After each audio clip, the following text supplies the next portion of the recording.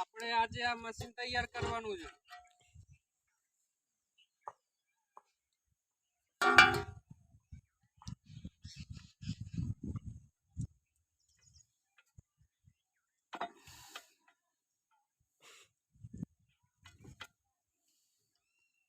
Machine તૈયાર કરીને પછી ચાલુ કરીને પાણી કાઢવાનું છે.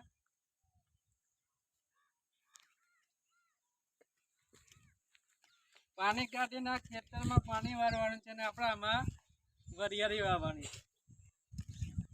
પછી આમાંથી આપણે જો લાખો રૂપિયા કમાવાના છે.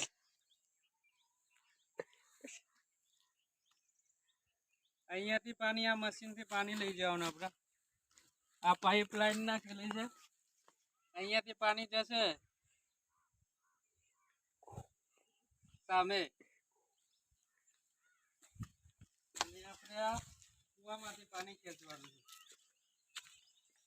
આ પાણી જો આમાં કેટલી બધી મરી થઈ ગઈ છે, પણ આને બધું સાફ કરવાનું છે. આ 3-4 મહિનાથી ચાલુ કર્યું નથી એટલે થોડું ચેકિંગ કરવાનું છે. પછી મશીન ચાલુ કરશું, પાણી કાઢશું અને આપણા ખેતરમાં વરિયાળીમાં પાણી ભરશું.